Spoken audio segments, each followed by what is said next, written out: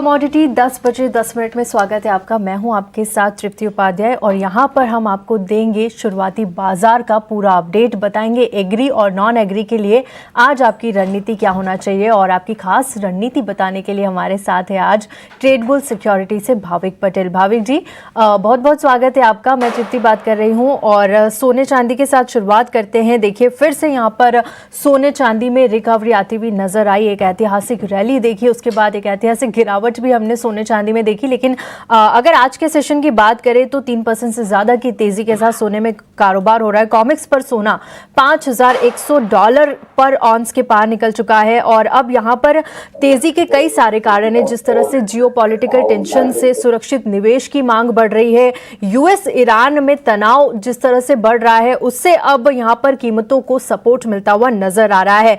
नए Fed chairman की नियुक्ति के बाद दरों में कटौती की उम्मीद थोड़ी सी घट गई है और बाजार को अभी भी इस साल हालांकि 2 बार की कटौती का यहां पर उम्मीद अभी भी बरकरार है और आज आने वाले लेबर डेटा पर भी नजर रहेगी। इस वक्त आप सोने की चाल को किस तरह से देख रहे हैं और यहां से आप कौन से लेवल्स सोने में आते हुए देख रहे हैं, जिस तरह से फिर से बाउंस बैक हमने सोने में देखा आज के सेशन में? Good morning Tripti ji. I think जो ओवरऑल सेलिंग है मुझे लग रहा है कि वो खत्म हो गई है। डोमिनोज इफेक्ट है वो फिनिश हो गई है और यहाँ से मुझे लग रहा है कि अभी वापस फंडामेंटल्स है वो कैच करेंगे। आई थिंक लास्ट वीक हमने देखा था कि काफी ओवर लेवरेज पोजीशंस थी, तो उसकी वजह से अनवाइंडिंग तो तय था तो वे वीक हैंड्स है वो ऑलरेडी मार्केट से निकल गए हैं और मार्केट में ऑलरेडी जो फेड की लीडरशिप है वो डाइजेस्ट कर ली है। और अभी जिस हिसाब से यूएस और ईरान के टेंशन बढ़ रहे हैं और ये पार्शियल गवर्नमेंट शटडाउन की वजह से जो यूएस के डेटा भी आने वाले जॉब्स डेटा वो भी अभी डिले होंगे, तो अगेन ये सारे गोल्ड और सिल्वर के लिए पॉजिटिव है। तो मुझे लग रहा है यहाँ से अभी वापस से रैली जो है वो शुरू हो जाएगी गोल्ड और सिल्वर के लिए। मे बी सिल्वर में थोड़ा आई वुड से पॉज रहेगा क्योंकि 15 दिन में चाइना जो सबसे बिगेस्ट मार्केट है वहां पे न्यू ईयर की वजह से हॉलीडे होगा, तो मुझे लग रहा है कि शायद सिल्वर में थोड़ा कंसोलिडेशन होगा और गोल्ड नियर टर्म में आई थिंक आउट परफॉर्म करेगा। आज के दिन अगर बात करें तो आई थिंक दोनों गोल्ड और सिल्वर में कोई भी डिप मिलती है तो बाय करके चल सकते हैं। स्पेशली गोल्ड में मुझे लग रहा है कि ऊपर के अभी भी 1 से 2 दिन में 1,60,000 के टारगेट आ सकते हैं 155 के स्टॉप लॉस से। और चांदी की बात करें, चांदी मिनी में उसमें भी मुझे लग रहा है 2,95,000 के टारगेट आ सकते हैं, तो वहां पे भी 2,80,000 के स्टॉप लॉस से कभी भी करेक्शन मिलता है तो 295 के टारगेट के लिए बाय कर सकते हैं।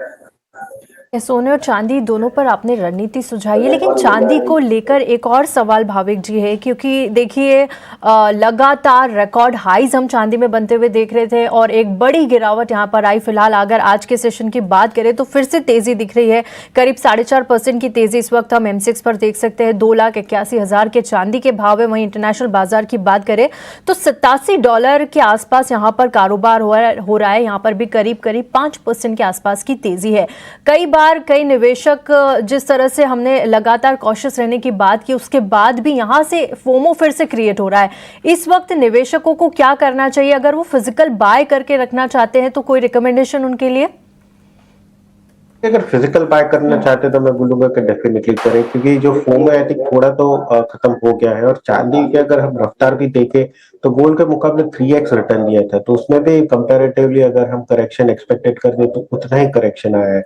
अभी भी मैं बोलूंगा कि $70 is a line in the sand. अगर $70 के नीचे जाती है तो मुझे लग रहा है वापस से $56 तक आ सकती है चांदी। जब तक 70 के नीचे स्पॉट में नहीं जाती तब तक लग रहा है अभी फिलहाल $90, उसके ऊपर $95। तो अगर किसी को भी लॉन्ग टर्म निवेश के लिए करना है तो मैं बोलूंगा यहाँ से SIP आप एक्यूमुलेशन करके शुरू कर सकते हैं। अगर 70 के नीचे जाता है तो ही मेरा व्यू जो है वो बेरिश रहेगा, अदरवाइज अभी भी थोड़ा बुलिश है। हाँ, मैं ये नहीं बोलूंगा कि $100 या $120 अभी आ जाएगा। आई थिंक अभी तेजी के लिए या $120 आने के लिए 3 से 6 महीने से ज्यादा लग जाएंगे।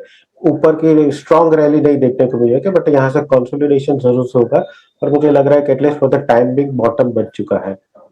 ठीक है, बॉटम बन चुका है और अगर 70 के नीचे नहीं जाता है लॉन्ग टर्म के लिए निवेश के लिहाज से अगर आप देख रहे हैं तो आप अपने पोर्टफोलियो में रख सकते हैं और SIP के जरिए एक्यूमुलेट करिए, ये सलाह भाविक जी यहाँ पर दे रहे हैं। चलिए, सोने चांदी की बात हो गई, लेकिन कच्चे तेल में भी हम लगातार तेजी देख रहे हैं। ब्रेंट क्रूड डॉलर के करीब है। यहाँ पर WTI क्रूड $64 के पास पहुंच चुका है। दोनों में ही करीब करीब आधे % की तेजी है।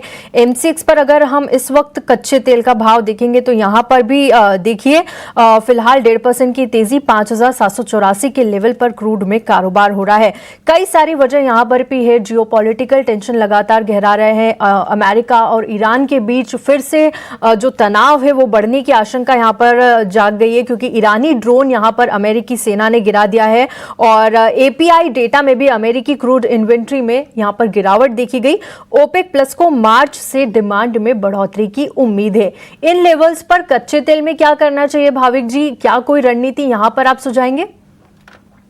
देखिए, कच्चे तेल में मुझे लग रहा है माइल्डली पॉजिटिव है। आपने जैसे बताया सारे फैक्टर्स अभी तो फिलहाल पॉजिटिव है, जहाँ पे यूएस ईरान के तनाव जो है वो वापस से थोड़ा बढ़ गया है। 4 महीने अगर देखें तो लगातार यूएस के जो प्रोडक्शन है वो कम हो रहे हैं और अभी इन्वेंट्री कम हुई है, क्योंकि ये जो रिसेंट स्टॉर्म है उसकी वजह से प्रोडक्शन कट हुए हैं और आगे जाके ओपेक प्लस एक्सपेक्ट कर रहे हैं कि अप्रैल के बाद ये डिमांड बढ़ सकती है। और अभी के लिए फिलहाल ये मंथ और 2 नेक्स्ट मंथ में ओपेक प्लस के 4 बड़े प्लेयर्स हैं वो, क्योंकि उन लोगों ने प्रोडक्शन ज्यादा बढ़ाया तो ओवर कॉम्पेंसेट करने के लिए उनके वॉलंटरली प्रोडक्शन कम करेंगे। तो आई थिंक ये सारे फैक्टर्स थोड़े माइल्डली पॉजिटिव है। तो यहाँ से मुझे लग रहा है कि 5800 का जो कॉल ऑप्शन है वो बेहतर रहेगा ट्रेडिंग के लिए। 190 के करीब इंट्राडे बाय कर सकते हैं। 250 के टारगेट के लिए 160 का स्टॉप लॉस रहेगा, तो 5800 का कॉल ऑप्शन बाय कर सकते हैं। यहाँ पर 5,800 के लेवल पर आप खरीदारी सुझा रहे हैं। टारगेट्स 250, स्टॉप लॉस 160 का। यहाँ पर CE 190 के लेवल पर आप खरीदने की फ्यूचर्स में कॉल दे रहे हैं कच्चे तेल को लेकर। बेस मेटल्स को लेकर बात कर लेते हैं। देखिए आज बेस मेटल्स में भी तेजी नजर आ रही है। कॉपर में करीब 1% की तेजी, 12,230 माफ करिएगा 1,230 के करीब यहाँ पर कॉपर का प्राइस है। आधे % की लगभग तेजी हम एल्यूमिनियम में भी देख सकते हैं। और जिंक की बात करें तो 330 रुपए के आसपास यहाँ पर जिंक में कारोबार हो रहा है। लेड और निकल में भी हल्की तेजी के साथ कारोबार। इन लेवल्स पर बेस मेटल्स में क्या करना चाहिए, क्या पसंद आ रहा है आपको बेस मेटल्स में आज? सबसे पहले तो आई थिंक मुझे कॉपर ही पसंद आ रहा है, क्योंकि कल भी हमने कॉपर में एक सॉलिड रिकवरी देखने को मिली थी और आई थिंक ये न्यूज पे थी कि यूरोप जो है वो रशिया से कॉपर और निकल जो है उसके ऊपर सैंक्शंस लगा सकते हैं, मतलब वो बाय नहीं करेंगे। और ऑलरेडी हमने देखा है कि कॉपर की जो सप्लाई है वो काफी टाइट है। आई थिंक ये एक बहुत पॉजिटिव फैक्टर है। तो कॉपर फेब्रुअरी कॉन्ट्रैक्ट 1285 पे बाय कर सकते हैं। 1310 के टारगेट के लिए 1275 का स्टॉप लॉस रहेगा। दूसरा मुझे लग रहा है कि जिंक जो है वो भी बेहतर है अभी बाय करने के लिए, क्योंकि जो जिंक और एल्यूमिनियम के बीच का जो प्रीमियम है वो बढ़ रहा है। तो अगेन जिंक मुझे लग रहा है कि और परफॉर्म कर सकता है। तो 324 पे जिंक बाय कर सकते हैं। 328 के टारगेट के लिए 322 का स्टॉप लॉस रख सकते हैं। तो कॉपर और जिंक मेरी टॉपिक रहेगी। ठीक है, कॉपर और जिंक यहाँ पर आपकी टॉपिक के लेवल्स भी आपने बताया है। जिंक की बात करें तो फरवरी मिनी आपने यहाँ पर खरीदने की सलाह दी है 324 के लेवल पे। टारगेट 328 आप देख रहे हैं और एक एसएल आपको मेंटेन करना होगा 322 रुपये का। बेस मेटल्स की बात हो गई, लेकिन एक राय आपकी नेचुरल गैस पर भी जानना चाहेंगे। देखिए यहाँ पर भी हमने काफ़ी बड़ा 25% से ज़्यादा की गिरावट मंडे को देखने को मिली थी, जो कि 1995 के बाद एक बड़ी इंट्राडे गिरावट यहाँ पर आई थी। लेकिन अब यहाँ से आगे वेदर फोरकास्ट को देखते हुए और जिस तरह के जियोपॉलिटिकल टेंशन्स यहाँ पर बढ़ रहे हैं, क्या कोई कॉल यहाँ पर एनजी में लेना चाहिए, क्योंकि काफ़ी वॉलेटाइल एनजी में कारोबार होता है? देखिए, एनजी मुझे लग रहा है कि एक बॉटम जरूर से ढूंढ रहा है और अगर हम देखें तो स्पॉट प्राइस इंटरनेशनल में ज्यादा है फ्यूचर के कंपैरेटिव।